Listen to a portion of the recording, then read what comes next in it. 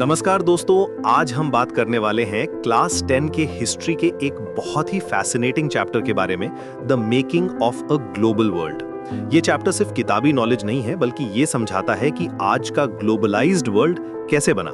तो चलिए शुरू करते हैं इस एक्साइटिंग जर्नी पर। सबसे पहले समझते हैं कि ग्लोबलाइजेशन क्या है। आसान शब्दों में कहें तो ये दुनिया के अलग अलग हिस्सों का आपस में जुड़ना है, ट्रेड के थ्रू, आइडियाज के थ्रू और लोगों के मूवमेंट के through.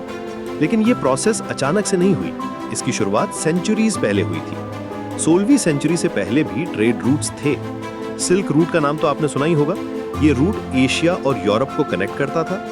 Indian spices, Chinese silk और प्रेशियस स्टोन्स का ट्रेड होता था। लेकिन असली बदलाव आया जब यूरोपियंस ने सी रूट्स डिस्कवर किए। वास्को ड गामा ने इंडिया का सी रूट फाइंड किया, कोलंबस ने अमेरिका डिस्कवर किया। इन डिस्कवरीज ने पूरी दुनिया का मैप ही बदल दिया। अब बात करते हैं 19वीं सेंचुरी की, जब ग्लोबलाइजेशन ने रियल स्पीड पकड़ी। इस टाइम पीरियड को फर्स्ट एज ऑफ ग्लोबलाइजेशन भी कहते हैं। इसकी 3 मेन पिलर्स थे: flow of trade, flow of labour और फ्लो ऑफ कैपिटल। ट्रेड में ड्रामेटिक इंक्रीज हुआ। ब्रिटेन से मैन्युफैक्चर्ड गुड्स पूरी दुनिया में जाने लगे और कॉलोनीज से रॉ मटेरियल्स ब्रिटेन आने लगे। लेबर का मूवमेंट भी बहुत इंटरेस्टिंग था। मिलियंस ऑफ पीपल अपने कंट्रीज छोड़कर दूसरी जगह काम के लिए गई। इंडियंस को प्लांटेशन के लिए करीबियन, मॉरिशस और फिजी भेजा गया। चाइनीज वर्कर्स अमेरिका और ऑस्ट्रेलिया गए। ये इंडेंचर्ड लेबर सिस्टम था जो स्लेवरी के बाद का एक नया फॉर्म था। कैपिटल का फ्लो भी तेज हुआ। यूरोपियन इन्वेस्टर्स ने रेलवेज, माइंस और प्लांटेशंस में इन्वेस्ट किया। लंदन फाइनेंशियल कैपिटल बन गया। इससे ग्लोबल इकोनॉमी का स्ट्रक्चर बना, लेकिन ये अनइक्वल था। डेवलप्ड कंट्रीज बेनिफिट कर रहे थे, डेवलपिंग कंट्रीज एक्सप्लॉइट हो रहे थे। टेक्नोलॉजी ने भी मेजर रोल प्ले किया। रेलवेज ने ट्रांसपोर्टेशन रेवोल्यूशनाइज कर दिया।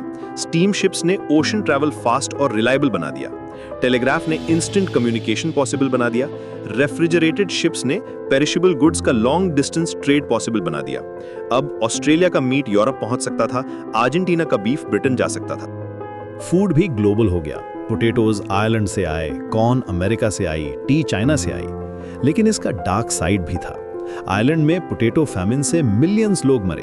कैश क्रॉप्स के लिए फूड क्रॉप्स रिप्लेस हो गए, जिससे लोकल फूड सिक्योरिटी अफेक्ट हुई।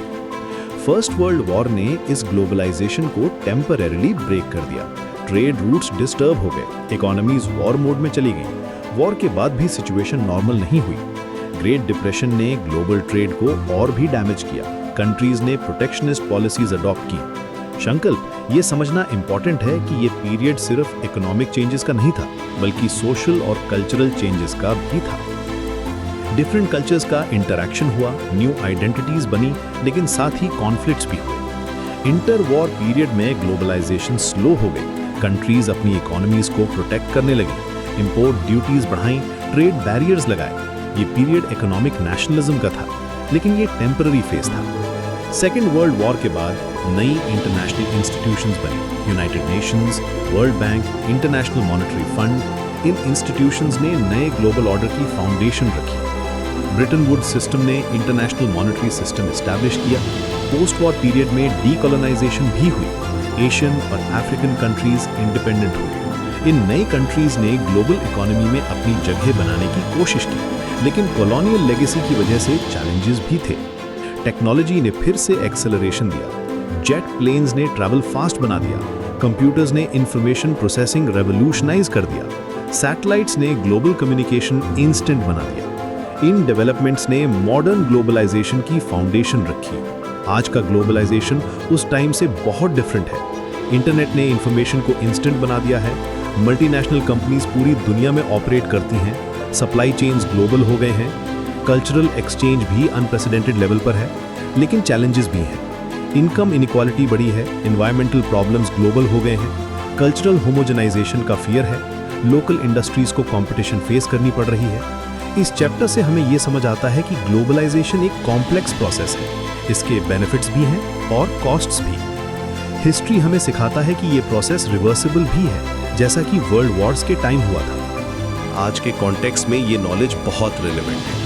कोविड-19 पैंडेमिक ने दिखाया कि कैसे ग्लोबल इंटरकनेक्टेडनेस बेनिफिट्स भी दे सकती है और वल्नरेबिलिटीज भी क्रिएट कर सकती है। Supply chain disruptions, vaccine distribution, economic recovery सब कुछ ग्लोबल कोऑर्डिनेशन पर डिपेंड करता है। फ्यूचर में ग्लोबलाइजेशन कैसी होगी, ये हमारे चॉइसेस पर डिपेंड करता है। टेक्नोलॉजी और भी एडवांस होगी, लेकिन साथ ही सस्टेनेबिलिटी और इक्विटी के क्वेश्चंस भी इंपॉर्टेंट होंगे। हिस्ट्री हमें पर्सपेक्टिव देता है कि कैसे हम बेटर ग्लोबल वर्ल्ड बना सकते हैं। ये चैप्टर सिर्फ पास्ट की स्टोरी नहीं है, बल्कि प्रेजेंट को समझने और फ्यूचर को शेप करने का टूल है। ग्लोबल सिटीजनशिप का कॉन्सेप्ट आज बहुत रेलेवेंट है और इसकी रूट्स इसी हिस्टोरिकल प्रोसेस में है।